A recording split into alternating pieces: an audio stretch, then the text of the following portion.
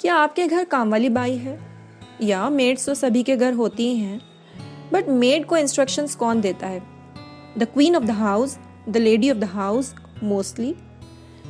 एक फैमिली है जिसमें 5 लोग हैं। एक दिन सारे के सारे 5 मेंबर्स ने मेड को डिफरेंट इंस्ट्रक्शंस देना स्टार्ट कर दिए। What will be the result? The made will go on a long vacation, right? इसी तरह शॉप्स हैं, दुकानें हैं, कंपनीज हैं या ऑर्गेनाइजेशंस हैं। सुपरवाइज़र और कोऑर्डिनेट्स सबऑर्डिनेट्स के फॉर्म में वर्क करते हैं। कितनी बड़ी या छोटी इंडस्ट्री है वो मायने नहीं रखती है। एक हेड होता है जो सभी मेंबर्स को लीड करता है। क्या हमने इमेजिन किया है कि कभी कोई स्कूल है जिसमें 2 से 3 प्रिंसिपल्स हो, या एक कंट्री जिसमें 2 से 3 प्राइम मिनिस्टर्स हो? What will be the result? It will be a total mess. हमारी बॉडी भी इसी तरह वर्क करती है, जहाँ ब्रेन है जो पूरी बॉडी के ऑर्गन्स को, सिस्टम्स को रेगुलेट करता है, कोऑर्डिनेट करता है, एक ब्यूटीफुल ऑर्केस्ट्रा की तरह, जहाँ पर रिजल्ट होता है अ म्यूजिकल सिम्फनी। बट क्या हमारी लाइफ भी इसी तरह कोऑर्डिनेटेड है, या बहुत सारे मेंबर्स हैं, झूठे खुदा हैं, ढोंगी लोग हैं जो हमारी लाइफ को पपेट की तरह, कठपुतली की तरह उसके स्ट्रिंग्स को खींच रहे हैं? No matter how much educated और लिटरेट वी आर, या कितने बड़े प्रोफेशनल है, just imagine for a second, is your life governed by you और your creator, or the different masters who are trying to pull your strings?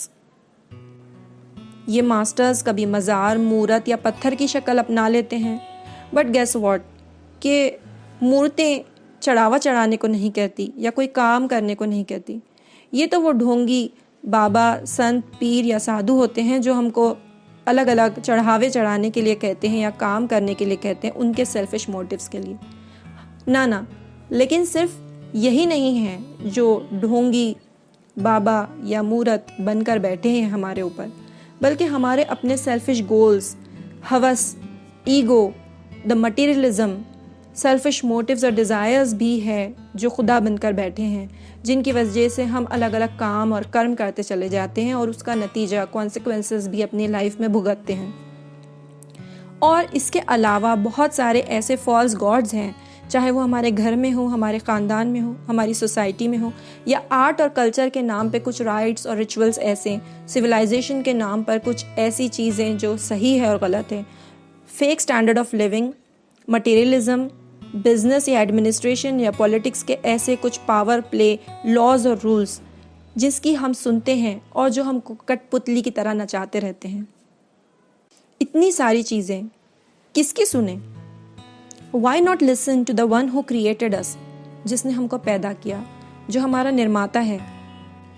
एक microwave लाने से पहले भी हम 10 बार मैनुअल को पढ़ते हैं, बिकॉज वी नो जो बनाने वाला है उसने कुछ इम्पॉर्टेंट इंस्ट्रक्शंस इसमें लिखे हैं। सिमिलरली जिसने हमको बनाया, isn't it intelligent and wise कि हम उसकी सुने, ना कि दूसरों की सुने? Listen to the creator and not his creations. Worship and submit to the creator and not to his creations. Right? But ऐसा होता नहीं है। ये false gods हमको अपनी इताअत या obedience या submission करने लगाते हैं by hook or crook, चाहे हम उसको चाहें या चाहे हम उसे ना चाहें। We have to submit to them or face the consequences. बहुत बार ये consequences disappointment की शक्ल में आते हैं, heart breaks, लोग upset हो जाते हैं, strained relations, या हमको धमकी देते हैं, डराते हैं, डिप्राइविंग ऑफ लग्जरी, प्रिविलेजेस, कोई पावर या अथॉरिटी की, पोस्ट की, पोजीशन की, राइट्स से डिप्राइव करने की धमकी, किलिंग्स, मर्डर, शेम, कभी मजहब का वार, कभी कानून की चोट and all that. The result is हमारा मन हमेशा विचलित रहता है, एक बेसुकूनी की कैफियत, anxiety, guilt, shame, fear of the unknown सभी लोगों के बीच में है, फिर भी एक अकेलापन। एंड वी सी भ्रष्टाचार, अंधेरा, अपराधों का बढ़ना, इमोरलिटी, इनफाइडिलिटी, एंड वी थिंक कि दुनिया ऐसी ही है, लाइफ इज़ अनफेयर, सब कुछ चलता है। Result is depression, suicides and we all know the reality of life. ये सारे अंधेरे हैं जो हमको अपनी ओर दलदल में खींचे ले जा रहे हैं। क्या कोई उपाय नहीं है, सल्यूशन नहीं है कि इन अंधकार से, इन अंधेरों से हम बाहर निकल कर आएं? या देयर इज़ वन वे कि हम अपने निर्माता की सुने। Coming to the way of our lord under the umbrella of one god, जिसने हमको पैदा किया। एक खुदा की ग़ुलामी, एक खुदा का बंदा बनने से सबकी ग़ुलामी से आज़ादी, बंदगी के शैकल्स को, जंजीरों को अपनी गर्दन से निकाल कर फेंक देता है। बट बहुत सारे चैलेंजेस हैं। Number 1, am I ready to face it? It needs a strong decision making, बड़ा will power to face the world. चाहे कोई मेरे साथ खड़े रहे या ना खड़े रहे, चाहे कोई मेरा साथ दे या ना दे, I am on the right path. It takes guts. दूसरा, कंपनी लाइक माइंडेड लोगों की जो बिलीव करते हैं सेम कॉज में, जो अच्छाई में बिलीव करते हैं और जो सत्कर्म का, नेकी का रास्ता अपनाते हैं, जिनकी लाइफ हिपोक्रिटिकल नहीं हो कि स्पिरिचुअल लाइफ अलग, प्रोफेशनल लाइफ अलग नहीं, बल्कि they are all the same, whether be it family, politics और प्रोफेशन। जो लोग ऐसी सोसाइटी में बिलीव करते हैं जो अत्याचारी का हाथ रोके और मजलूम की मदद करे, not only in the dreams but in word and practice. एक ऐसी सोसाइटी जिसमें लोग not only dream about but also act in word and deed, जहाँ अपनी बेटी के लिए डाउरी फ्री घर पसंद रखें, वहीं अपने बेटे को भी एजुकेट करे for a dowry free marriage and a dowry free society, जहाँ सिर्फ बेटी बचाओ बेटी पढ़ाओ का नारा नहीं, बल्कि actually women and girls are respected and a society free from rapes and a society that truly respects women is created.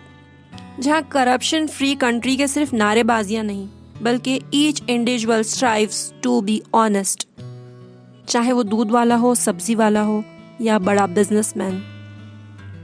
विकास, अमन, शांति और प्रगति के सिर्फ TV पर बातें या स्टेज पर लेक्चर्स या धरने ना हो, बट इन एक्चुअल हमारे घर और सोसाइटी कम्युनल हार्मनी और पीस और शांति का गहवारा बने। आए प्रकाश की ओर, come out from all these darknesses towards light. We welcome you all to join our campaign from darknesses to light. उजाले की एक ही किरण काफ़ी होती है अंधेरों को मात देने के लिए।